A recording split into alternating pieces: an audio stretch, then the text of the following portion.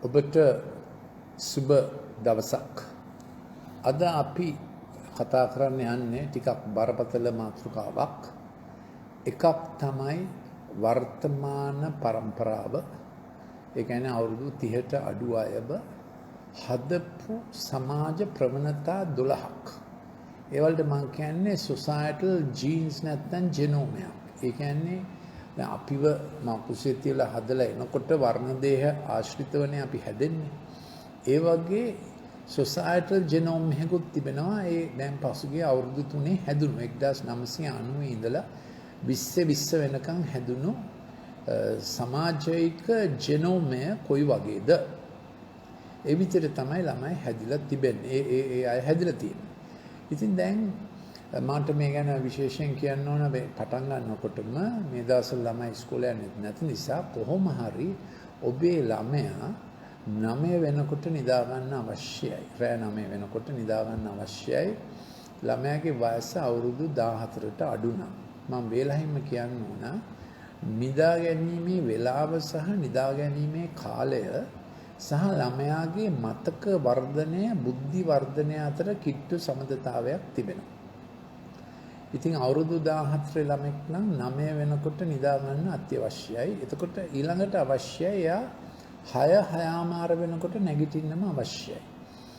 එතකොට හවස 6ට හිරු බැසගෙන යෑම බලන්නත් අවශ්‍යයි. එතකොට තමයි මෙලටොනින් මොළයේ වර්ධනයට ඊටාම අවශ්‍ය හෝමෝන් එකක්. ඒක ශ්‍රාවය වෙන්නේ අපේ මොළයේ තියෙන පිනියල් ග්‍රන්ථියෙන්. ඉතින් දෙමව්පිය කරුණා කළා මේ ටික ප්‍රවේශමෙන් අහගන්න අවශ්‍යයි. මේට සම්බන්ධ පොතක් තිබෙනවා.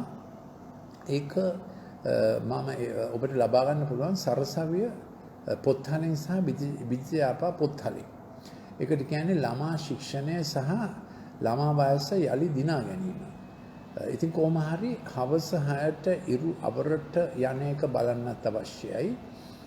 උදේ 6ට ඉරු ආලෝකයෙන් නැගිටින්නත් අවශ්‍යයි. ඉතින් හවස 6ට ඉරු අවරට යන එක බලන්නේ නැතිව ඒගොල්ලෝ ඩිජිටල් ගගා හිටියොත් අර මෙලටොනින් ක්‍රියාව පටන් ගන්නෙ නැහැ.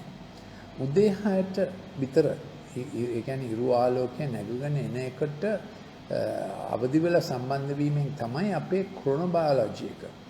ඒ කියන්නේ අපේ මොළය සහ අපේ ශරීර පද්ධතියට අදාළ අපේ ඔක්කොම ශරීරයේ සෞඛ්‍ය පද්ධති ක්‍රියාත්මක කරන්නා වූ ක්‍රොනෝබයොලොජි එකක් තිබෙනවා. ක්‍රොනෝබයොලොජිකල් කියන්නේ ජෛව විරාම ගටිකාවක් වගේ එකක් වැඩ කරනවා.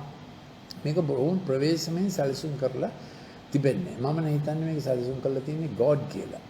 ඉතින් උදේ 6ට නැගිටින්න අවශ්‍යයි. දැන් මේ ළමයි රෑ තිස්සේ නිදිමරාගෙන ඩිජිටල් ගහලා හෝ දෙමව්පියෝ එක්ක මේ ටෙලිවිෂන් බලලා මොකද දැන් ඉස්කෝලේ යamak නැති නිසා උදේ 6ට නැගිටින්නේ නැතුව දවල් 9 10 වෙනකන් නිදා ගැනීම හොඳ නැති පුරුද්දක්. චරිතයටත් හොඳ නැහැ, මොළයටත් හොඳම නැහැ.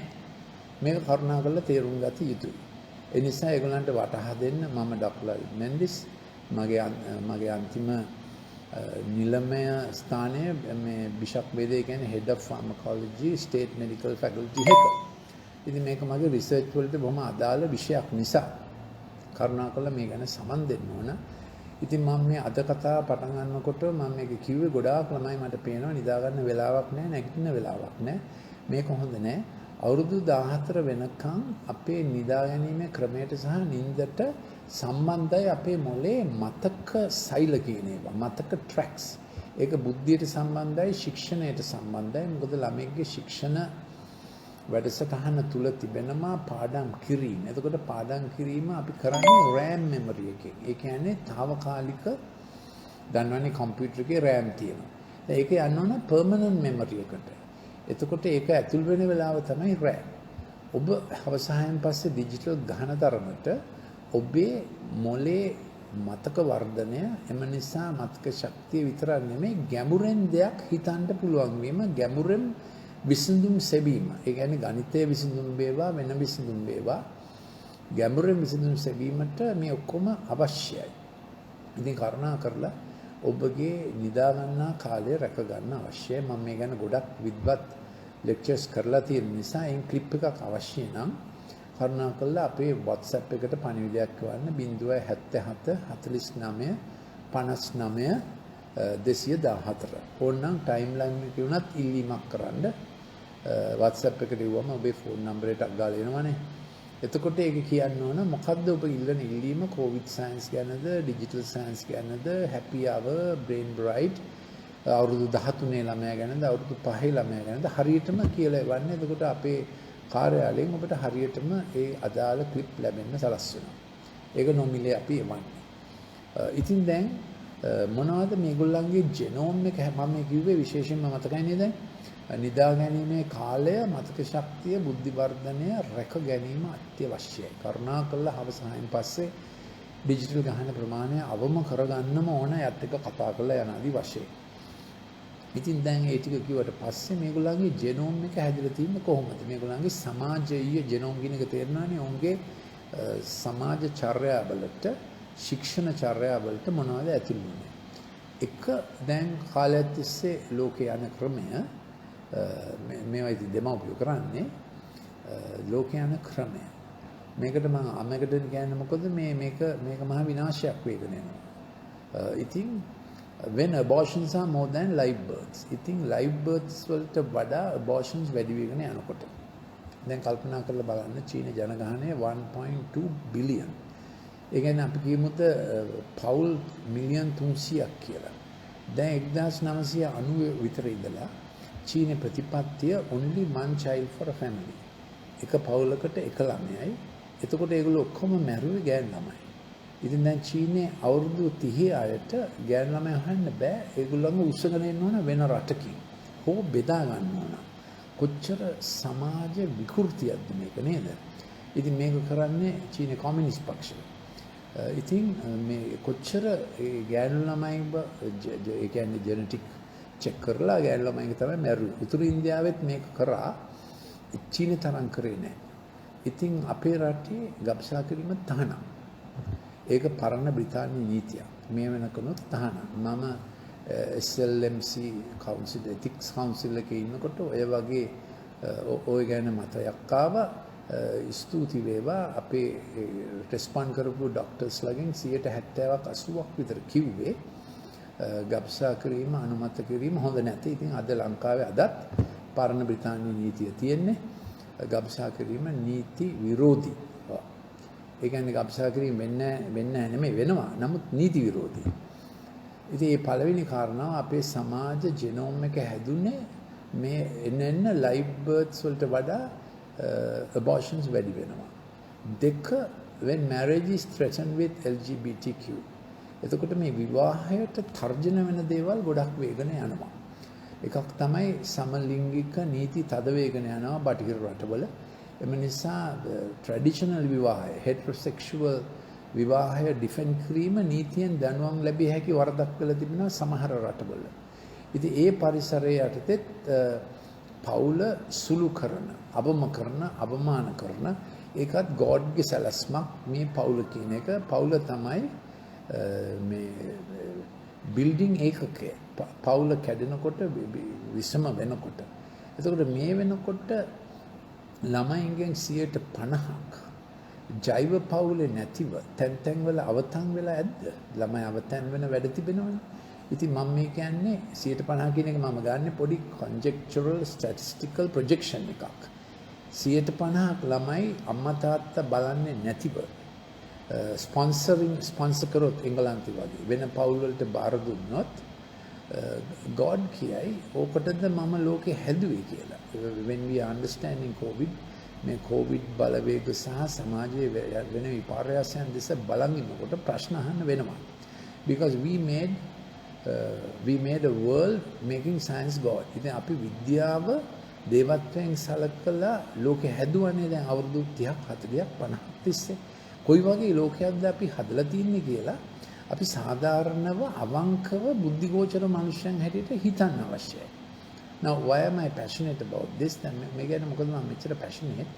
මම 1970 දෙසැම්බර් මාසයේ A-level කරේ සෙන්ට් තෝමස් කොලෙජ් එකේ. මම ලංකාවේ ප්‍රථමයා වුණා ෆිසික්ස් කෙමිස්ට්‍රි බොටනි සූ වලින්. ඒ වගේම කොළඹ වෛද්‍ය විද්‍යාලයේ හැම බැච් එකකින්ම මම බැච් ටොප්. ඊට පස්සේ තමයි මම හෙඩ් ඩිපාර්ට්මන්ට් ෆාමකොලොජි උනේ. ඉතින් මේ ටික මම කිව්වේ මම මෝඩයෙක් හැටියට නෙමෙයි කතා කරන්නේ. මමත් කතා කරන්නේ බුද්ධියක් තියෙන කෙනෙක් හැටියට, විශේෂයෙන්ම ලංකාවට ආදරය කරන කෙනෙක් සහ පවුලට ළමයින්ට අපේ රටටත් අනාගතයක් තියෙනවා. දැන් මේ කොවිඩ් කොනන්ඩ්‍රම් එක දිහා බලනකොට අපිට පේනවා ෆේක් සයන්ස් සම්පූර්ණයෙන්ම ලෝකේ පාලනය කරනවා. දැන් World Doctors Alliance වෙබ්සයිට් එකක් තියෙනවා. Time for Recovery කියලා තව වෙබ්සයිට් එකක් තියෙනවා. World Doctors Alliance එකේ ප්‍රධාන කෙනෙක් තමයි ප්‍රොෆෙසර් ඩොලරෙස් කහිල්. එයා අයිරිෂ් ජාතික ලේඩි කෙනෙක්. එයාගේ මේන් ෆීල්ඩ් එක තමයි ඔය මේ බයෝටෙක් ගැන ෆීල්ඩ් එක. එයා මෙඩිකල් ෆීල්ඩ් එකේ. එතකොට Time for Recovery එකේ ගොඩාක් ප්‍රොෆෙසර්ස්ලා ඉන්නවා. ප්‍රොෆෙසර් සුනේත්‍ර ගුප්තා, ඔක්ස්ෆර්ඩ් ප්‍රොෆෙසර් එපිඩිමියොලොජි එහෙම ගොඩක් අය. ඉතින් ඒගොල්ලෝ මේ කොවිඩ් කරගෙන යන ක්‍රමය ගැන ඒගොල්ලන්ට තියෙන වෙන මතයක්. නමුත් ඒ ජ්‍යෙෂ්ඨ විද්‍යාඥයන්ගේ මතය අභිබවා වෙන කට්ටියක් රටවල් වල තනතුරු වලට පත් වෙලා Lancet Journal එක, New England Journal of Medicine ඉස්සර අපි වාටි උරුණාම බොඩි උරුණාම අපි යන්නේ ඉස්සෙල්ලා මේ ලයිබ්‍රරි එකට ගිහිල්ලා ඔය තමයි ඉස්සෙල්ලාම කියවන ඒවා. දැන් ඒවල fraudulent articles දාලා ඒව රිට්‍රැක්ට් කරන්න වෙනවා. ඉතින් මේන් ජර්නල් එක ආටිකල් එකක් රිට්‍රැක්ට් කරාම ඒක විශ්වාස කරන්න බෑ ඊට පස්සේ. ඒ ජර්නල්ස් දෙකම දැන් දේශපාලනය කරන්නේ. ඒගොල්ලන්ගේ මතවාදය දේශපාලනය නෙමෙයි. ideological warfare ඒගොල්ලෝ කරන්නේ. there's no medical integrity. ඒ නිසා දැන් randomized clinical trial එකක් කරාම ඒකේ raw data හොයන්න ඕන. මොකද මේක විශ්වාස කරන්න බෑ. You can do statistical stratification and make the statistical analysis to say exactly the opposite of what the raw data says. ඉතින් අපිට පුළුවන් ඔය මේ clinical trials කරාම ඒ statistics අනුව ඇත්තෙන්ම trial එකකින් ආපු raw data සම්පූර්ණයෙන්ම අවලංගු වෙන විදිහට data present කරන්න. එහෙම ඊට ඉස්සෙල්ලා එක මං කිව්වේ මේ abortions වේගන යන එක, දෙක marriage එක මට කියන්න තියෙන්නේ when එන්න අර heterosexual marriage එක defend කරන එක criminalize කරගෙන යනවා. 3 when more live together rather than marry in covenant. ඊළඟට විවාහය කියන්නේ ජීවිත කාලීන ගිවිසුමක්. ඒක God දුන්නේ එහෙමයි. ඒක උල්ලංඝනය කළා විවාහයට ප්‍රථම ලිංගික සම්බන්ධතා, විවාහයට පරිබාහිරව ලිංගික සම්බන්ධතා, ඊළඟට ඒ විවාහය රැක ගන්න ඕන කියලා ජීවිත කාලීනව අදහසක් නැතුව then living together ඔය එකේ ඊළඟට විවාහය ලේසියෙන් අත්හැරීම. ඉතින් දැන් ලංකාවේ මීට අවුරුදු 7-8කට ඉස්සෙල්ලා statistics වල තිබුණේ 1 in 4 conceive out of wedlock. ඉතින් අපේ සදාචාරය අපි කිව්වට conservative කියලා එහෙම කොහෙත්ම නැහැ දැන්. ඉතින් කොහොම නමුත් මම මේ කියන point එක නම් විවාහයේ අවධාරණයේ විශිෂ්ටත්වය අවමාන කරනකොට සුළු කරනකොට ඒක තමයි දැන් මේ සමාජ චර්යාවේ ජෙනෝම් එක වෙලා තිබෙන්නේ. මේ 12 කරාට පස්සේ මම බලන්න යනවා qualities 7ක් අද ළමයි හැදෙන්නේ කොහොමද? මේක විවේචනයක් නෙමෙයි, මේක විද්වත් examination එකක්. So I have presented to SLMA on July 27th last year my academic session on the effect of the digital screen on character, curriculum and behavior, character, curriculum, career and choices. If you need that, you need to send a WhatsApp message to +94 77 49 59 214. So if you ask me on a subject, I can send you the clip or the document. Yes. So that is about the effect of the pixel screen. ඒ කියන්නේ pixel screen එකෙන් වෙන දේවල් මොනවා හරි විද්වත් විෂයක් මම කරපු එකක් ගැන අවශ්‍ය නැහැ. ඒ ගැන තව clips හරි document එකක් හරි 077 49 59 214ට එවන්න message එකක්. ඊළඟ කාරණාව, හතරවෙනි කාරණාව, when the world's GDP about 99% is consumed or directed by 1%. ඒ කියන්නේ ලෝකේ බලගත්තු eliteලා, global oligarchsලා, global brands 400ක් තමයි ලෝකේ economy එකෙන් 99ක් භුක්ති විඳින්නෙත් පාලනය කරන්නේ. 1960 ලෝකයෙන් 100ට ලෝකයේ ආර්ථිකයෙන් 60ක් 40ක් අතර බෙදිලා ගියා. ඒ කියන්නේ සෑහෙන සමානාත්මතාවයෙන් කෙරුණු ආර්ථිකයක්. නමුත් දැන් වෙනකොට 100 ලෝක ආර්ථිකයෙන් 99ක් භුක්ති විඳින්නේ 101යි. එන්න ආහාරවලට වියදම් කිරීම අඩු වෙලා ගොඩක් අනවශ්‍ය ලක්ෂරීස් වලට තමයි වියදම යන්නේ. So the elite are super rich, common man is terribly suffering. ඉතින් ඒ ඉතා ධනවත් වන අතර අනිත් ඔක්කොම ඉතා දුප්පත් වෙනවා. පස්වෙනි කාරණාව, when more than half the kids are sold to pedophilia, ළමයින්ගේ තත්ත්වය. ඉතින් ඇමරිකාවේ දවසකට ළමයි 230ක් විතර නැති වෙනවා. ඒගොල්ලන්ගේ උස්සන් යනවා pedophilia වලට සහ වෙන sin industry එකට, sex industry එකට. මේක වමන යන දෙයක්. නමුත් දැන් මේව ලංකාවේ වෙන්නේ නැතුව නෙමෙයි. මේවා ඉතින් හැම රටේම මේක, so the sex industry became part of the industry. ඉතින් ඒක වැලිඩ් කර්මාන්තයක් වගේ කරගෙන ගියානේ. ගැම්බලින් උත් ඉන්ඩස්ට්‍රි එක වැලිඩ් කර්මාන්තයක් වගේ කරගෙන ගියා. දැන් ලෝකේ ආණ්ඩු තුලින් යන ආදායමට වඩා ඉන්කම් එකක් economics යනවා black. More than half the world's economy is black economy. එහෙමයි යන්නේ. ඉතින් මේ ළමයි ගන්න අපි කීටියේ පස්වෙනි කාරණාව, ඉතින් ඒ ළමයි පීඩොෆීලියා නිසා, malnutrition නිසා, වෛරසස් උයි, වැක්සින්ස් උයි ඒගොල්ලන්ගේ ප්‍රතිශක්තිය නාස්ති කරලා, ඉතින් එතකොටත් තත්වයක් එනවා ළමයින්ට නැති ලෝකයක් කවුද සඳ අපි කරන්නේ කියලා. For whom is this world if it is not for our children? So that becomes a serious question. Sixthly, now this is relevant to us. When more than 50% of professionals are not benefactors but malefactors. ඉතින් මොකද වෙලා තියෙන්නේ? වෘත්තීය වේදීන් 50%කට වඩා. ඒ කියන්නේ අපි දැන් සුභසිද්ධ දායකයන්ගේ benefactors කියන්නේ අපිට වෘත්තියක් තියෙනවා. ඒකෙන් අපි අපේ client, අපේ patient, අපේ ශිෂ්‍යයාට අපි යහපතක් කරන්න ඕන. benefactor කියන්නේ ඒකයි. ඉතින් benefactors ලාගෙන් 50%කට වඩා malefactors ලා වෙනකොට, සුභසිද්ධ දායකයෝ නෙවෙයි සූරාපන්නන් වෙනකොට, what is that world like? මොකද්ද ඒ ලෝකේ හැටි? කොහටද ලෝකේ යන්නේ? ඉතින් අධ්‍යාපන ක්ෂේත්‍රයේ පිරිහීම මේක තදින් බලපාලා තිබෙනවා. මොකද ළමයාගේ කාලේ සෑහෙන වෙලාවක් ගියා ටියුෂන් පන්තියට. නෑ, ඉස්කෝලේ සුරක්ෂිත තැනක් විය යුතුයි, ගෙදර සුරක්ෂිත තැනක් විය යුතුයි. ඊට අමතරව තුන්වෙනි බලවේගයක් ආවා ටියුෂන් පන්තිය. එතකොට ඒ ටියුෂන් පන්තියට ගියාම ඉස්කෝලේ තියෙන විනය හරි ගෙදර තියෙන සංයමය හරි නෑ. එතකොට ගෑන් ළමයින්ට ඕන වෙන ග්ලිටර්, කියුපෙක්ස්, ලිප්ස්ටික් ගැනීමට ඒගොල්ලෝ පිරිමි ළමයෙක් එක්ක අහු වෙනවා. ඉතින් එතකොට ඒ ටියුෂන් පන්ති තියෙන ගොඩාක් පාරවල් වල තැන්වල abortion clinics උත් තියෙනවා. දැන් ලංකාවේ HIV detections first time වැඩිම කුරුණෑගල අවුරුදු 17යි 23 අතර පිරිමි ළමයි. එතකොට කුරුණෑගල දැන් education center එකක් වෙලා, මොකද ගොඩාක් දිග දුම්රිය ගමන් කුරුණෑගල හරහා යන නිසා නූරේලියේ ඉඳලා කුරුණෑගලට යනවා ළමයි ටියුෂන් පන්ති වලට.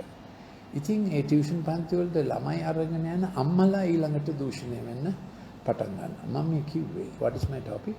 What is the societal genome that is feeding the present generation? මේ වර්තමාන ජන සමාජයේ ළමයි තරුණයන් හැදෙන ශික්ෂාව නිර්මාණය කරන, වාත්තු කරන societal genome එක මොකක්ද? ඒක අපි දැනගත යුතුයි. Yeah, we have to face up to it. ඉතින් 7. So my sixth point is how the professions are no more shepherds. ඉතින් profession එක වෘත්තිය indirect ලෙස බැටළුව බලාගත්තේ නැත්නම් වැටත් නියරත් ගොයම් කානම් කාට කියන්නද? ඒ අමාරුනේ. ඉතින් 7 වෙනි එක, when viruses and vaccines are planned to annihilate more than 50% and health industry is very lucrative and has become a killer. ඉතින් දැන් කාලයක් තිස්සේ මේ wellness industry, health industry එක බොරු මත එක්ක විශාල මහ පරිමාණ industry එකක් වෙලා. දැන් ඒකට අමතරව වෛරස් හදා ප්‍රතිශක්තිය නාස්ති කරන vaccines වැඩියෙන් එන්න පටන් ගත්තොත්, එතකොට සෞඛ්‍ය රැකීම නෙමෙයි වෙන්නේ, ඇත්තම සෞඛ්‍ය විනාශ කරලා, ලෙඩ හදලා, syndromes define කරලා, ඊළඟට එක එක බේත් ඒකට repurpose කරනවා. Once upon a time we manufactured drugs for manufacturing diseases for the drugs. දැන් වෙලා තියෙන ඉස්සර අපි බේත් හැදුවා, ඖෂධ හැදුවා ලෙඩවලට. දැන් ලෙඩ හදනවා ඖෂධවලට හරි වැක්සින් වලට හරි. completely topsy-turvy. ඉතින් මේක සම්පූර්ණයෙන්ම උඩුකුරු යටිකුරු වෙලා. So I hope you realize I am not exaggerating. This is the fact. මේක තමයි වෙලා තිබෙන්නේ. 8th point. When food manipulation harms health and causes famine. ඉතින් දැන් ආහාර සම්බන්ධයෙන් ගොඩාක් genetic manipulations තිබෙනවා. ඒකක ප්‍රතිඵලයක් තමයි mad cow disease. ඒ corn genome එකට දැම්ම අලුත් gene කැලක් ඒක ස්ටෝරේජ් එකේදී ගබඩා කරලා තියෙනකොට කෘමි කන්නේ නැති වෙන්න. ඒ ජීන් කැලල කව් බ්‍රේන් එකට ගියා. කව් බ්‍රේන් එකට ඒක ඇතුල් වෙලා ප්‍රයෝන් එකක් හැදුවා. ඒ කියන්නේ malfolded protein එකක් හැදුවා. ඒක infectious particle එකක් වුණා. That's how you got bovine spongiform encephalitis. ඉතින් ඒකයි mad cow disease වල හේතුව. ඒක උදාහරණයක්. එක එක විදිහට genetic manipulations කරනකොට ආහාර වලට ඒක කොහොමද බලපාන්නේ? ඊට අමතරව ආහාර වගාව අඩු කරලා එන්න කෑෂ් ක්‍රොප්ස් නේ දැන් කරන්නේ. ඒකට අමතරව ඉතින් ඇග්‍රොකෙමිකල් මේවයි සීඩ්ස් පේටන්ට් කරනවා, සීඩ්ස් ජෙනටිකලි මොඩිෆයි කරනවා. ඒ බීජ ජෙනටිකලි මොඩිෆයි කරන්න ගියාම ගොඩාක් අර්බුද ඇති වෙනවා. ඔව්. ඉතින් ඒවා මානව විරෝධී වැඩ වෙනවා. 9. When global oligarchs take over more than 50% of nations and their economies. එතකොට මේ global oligarchs කියන්නේ global brands 400ක් පාලනය කරමින් ඒගොල්ලෝ fake economics, fake politics, fake media, fake science, ඉන්නල fake ecological theories උදාගෙන ඒගොල්ලෝ තීරණය කළා තියෙනවා හැම රටකම ධනය ඒගොල්ලන්ගේ අතට ගන්න ඕන. Humans are the biohazard. Population එක වැඩි. ඉතින් eugenics practice කරන්න ඕන. ඕවා තමයි theories. ඒ කියන්නේ මේ elite අයට සුදුසු ලෝකයක් හදන්න ඕන. මේ මිනිස්සු වැඩි වුණ එක තමයි ප්‍රශ්නේ. ඔබ තමයි ideologies. මේ කරගෙන ideologies. Oh. So when man plays God, it's terrible. So this is about global oligarchs and their plan to take over. I think ඒ දේශයට තම ස්වෛරී අයිතියක් තියෙනවානේ තම සෙනඟ රැකගන්න. ඉතින් හැම රාජ්‍ය ප්‍රධානියාම තම සෙනඟ තම රටේ රැකගන්න ඉන්ඩිරෙක්ට් විය යුතුයි. එහෙමයි ගෝඩ්ගේ අදහස. මම හිතන්නේ හැම රාජ්‍ය ප්‍රධානියෙකුගේ අදහසත් ඒක විය යුතුයි.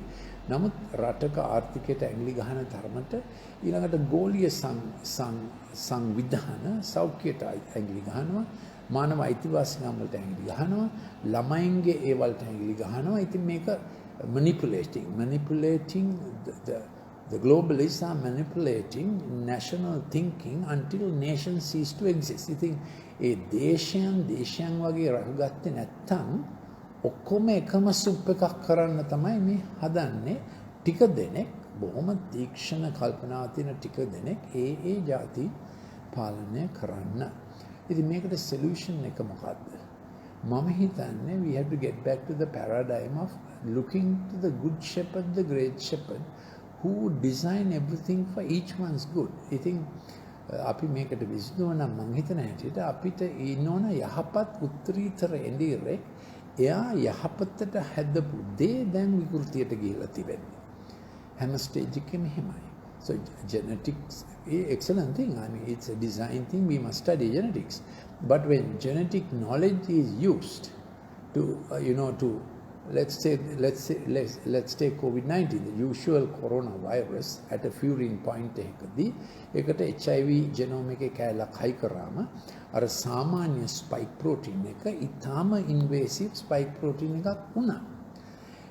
යහපතට දුන්නා වූ දැනුම අයහපතට පාවිච්චි කිරීම තමයි මිනිසාගේ ප්‍රශ්නය. ඒ නිසා අපිට තේරෙනවා knowledge has no morals. මිනිසා බුද්ධියෙන් වැඩි වුණාට චාරයෙන් හොඳ වෙන්නේ නැහැ. ඒ නිසා තමයි we have to think of man's basic foundation as spiritual. Here is the මනුෂ්‍යට ආත්මය තිබෙනවා. අම්පායගෙනෙක් ඉන්නවා conscience කියලා හෘද සාක්ෂිය. ඊළඟට හෘදේ ආශා තිබෙනවා. එතකොට හෘද සාක්ෂිය අපි මැච් ෆික්ස් කරාම අම්පාය මට හිතන එක හොඳයි කියලා මම එක එක ආශා විකෘති ආශා රජ කරන්න පටන් ගන්නවා. So conscience is our umpire and heart is our center of desire. Then we have our imagination. Ape imagination is connected to how we think of the future. There's a temporal lobe activity. Then our memory, ape mathakaya connected to amygdala, hypothalamus, hippocampus.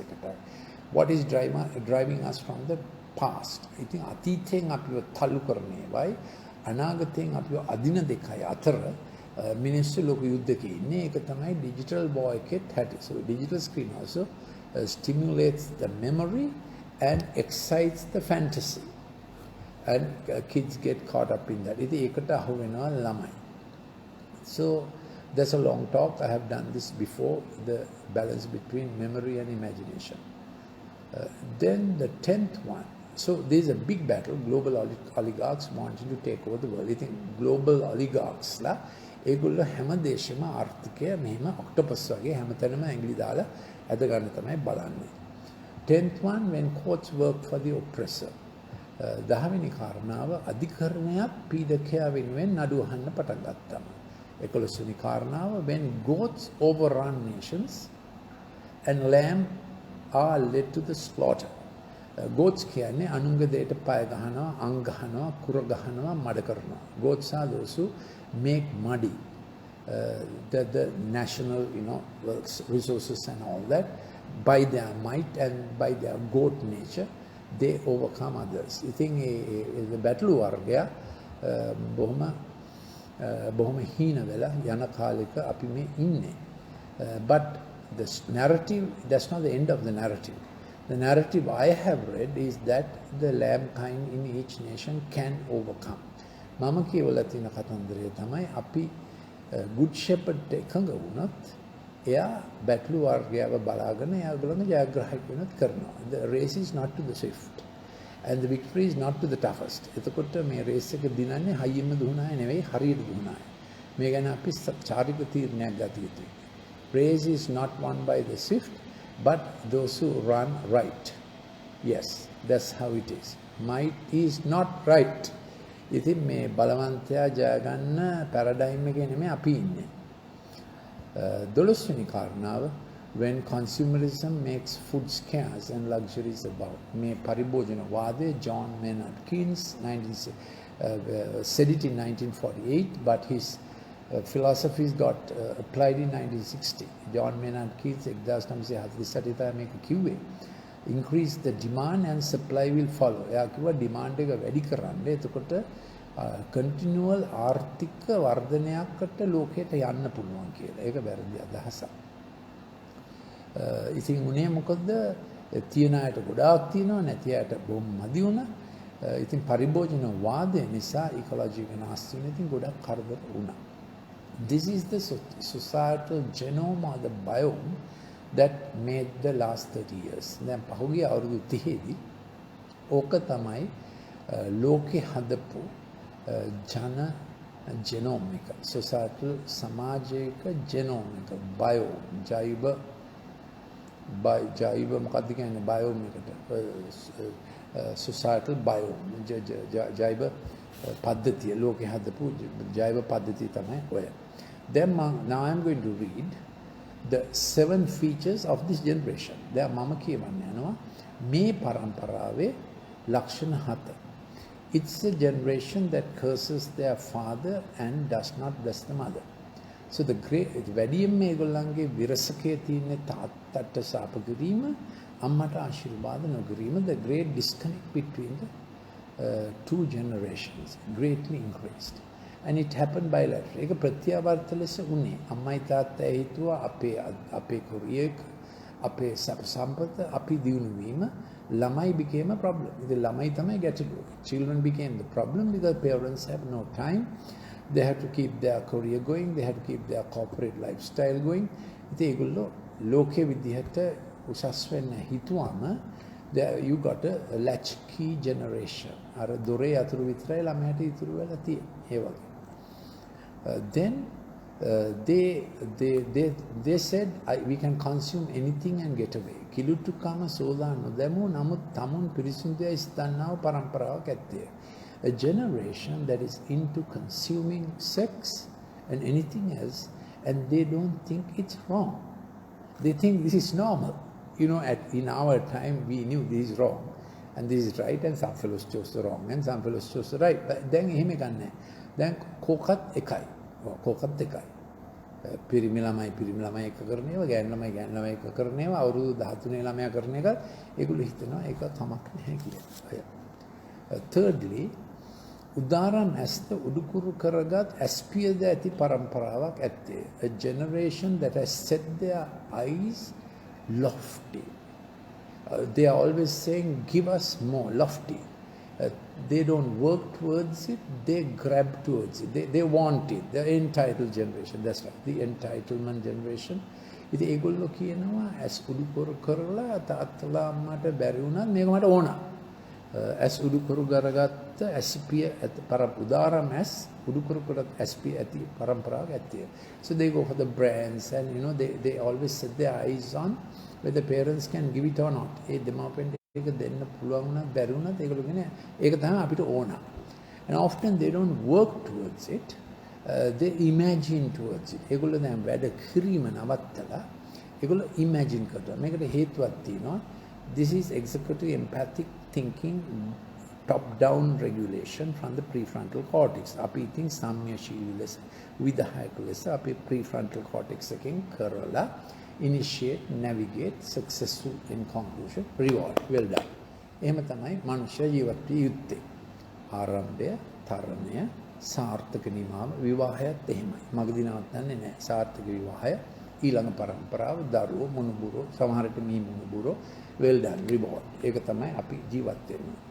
නම් digitise වුණාම ඕන උලත් එකයි පිලත් එකයි කෙකින් හෝ කොකින් ඒ ක්‍රියාවලියට ඇතුළු වුණාම you go into bottom up regulation, and that's to amygdala, hippocampus and hypothalamus. The last thing pushing you. අන්තිමට කරපු එක තමයි ඔබ තල්ලු කරගෙන යන්නේ. ඒකට කියන්නේ bottom up regulation කියන්නේ එහෙන් එන උත්තේජය මෙහෙන් එන උත්තේජය ඔබව තල්ලු කරනවා. හිතාමතා කිරීමක් නැත. That's this generation. Then their next feature is පොළොතලයෙන් දිලින්දන්ද මනුෂ්‍යයන් අතරින් අසරණයන්ද කාදමන්ට. So they are very power conscious because the digital games make you powerful. It's a game of elimination. ඒගොල්ලෝ බොහොම power conscious. උචිතයාගේ උන්නතිය, struggle for existence, survival of the fittest. එහෙම තමයි ඒගොල්ලෝ හිතන්නේ. Digital games එහෙම තමයි ඒගොල්ලෝ push කරන්නේ. So they don't like weakness. They don't like poverty. I mean, none of us like poverty. What I mean is, humility is not the way. And the poor are being eliminated, planned elimination of the poor by increasing the diseases and decreasing the immunity. ඉතින් ප්‍රතිශක්තිය අඩු කරලා අර ජීවත් වෙන්න නුසුදුසුයි කියන හිතන රටවල් තියෙනනේ. ඒගොල්ලන්ගේ ජනගහනය වැඩි. ඒවා කරන්න තමයි දැන් ඔය ලෑස්ති. Fifthly, කඩුවැනි දත් සහ පිහියාවැනි හකු දත් ඇති පරම්පරාවක් ඇත්තේ. They are teeth are like swords, and their jaws are like daggers, the way they speak. A rude, reckless generation. They speak so offensively, aggressively. They are in fight, and fight. ඒගොල්ලෝ බොහොම තද වචන කතා කරන්නේ, තියුණු වචන, මේ කඩුවෙන් කපනවා වගේ තමයි වචන. දත් කූරු කකා. Yeah, so they grit their teeth and so on. Now remember, this is not a criticism of the generation. I'm only giving you the genome that made and the symptoms that have come. ඉතින් මම මේ කියන්නේ විවේචනය නෙමෙයි. මේ වර්තමාන කියන්නේ පසුගිය අවුරුදු 30දී societal genome එක, සමාජික genome එකකින් හැදුණු ළමයින්ට ඇති වී තිබෙන ලක්ෂණ කවරේද? Because the genome speaks. ඉතින් genome ඒ කියන්නේ තාත්තලා ජීවත් වෙච්ච විදිහටනේ ළමයි හැදුනේ. The children came by the way the parents lived. Yeah, the way I told you, fake science, fake economics, fake politics, fake media, and all that, you know. I think ඒ විදිහට තමයි වෙලා තිබෙන්නේ. 6 වෙනි 6-7ද මන් දන්නේ නැහැ දැන්. දියන්න කියන දూరు දෙදෙනේ කූඩැල්ලාට ඇත කිසි කාලක තෘප්තියට නොපැනෙන්නා වූ දේවල් තුනක් තිබේ. So there's no end for the asking and the fantasizing, never satisfied. That's dopaminergic dopaminergic addictive behavior. So we should do with dopamine and calm down. ඉතින් අපි dopamine වලින් වැඩ කරලා serotonin වලින් තෘප්තියට පැමිණෙනවා. එහෙම අපේ මොලේ tracks හැදෙන්න ඕනේ. But it's always a do addictive behavior. I want the thing I want. මට ඕන එක. ඉතින් ඒ විදිහට ළමයි හැදිලා තිබෙන්නේ. මේක ලොකු ප්‍රශ්නයක්. ඉතින් මොකද දැන් කරන්නේ? So I have pitched the problem. You will ask me what to do. So I gave you some things that we have to return to the shepherd. ඉතින් අපේ මනුෂ්‍ය ජීවිතයට shepherd කෙනෙක් අවශ්‍යයි කියලා අපි එකඟ වෙන්න ඕන.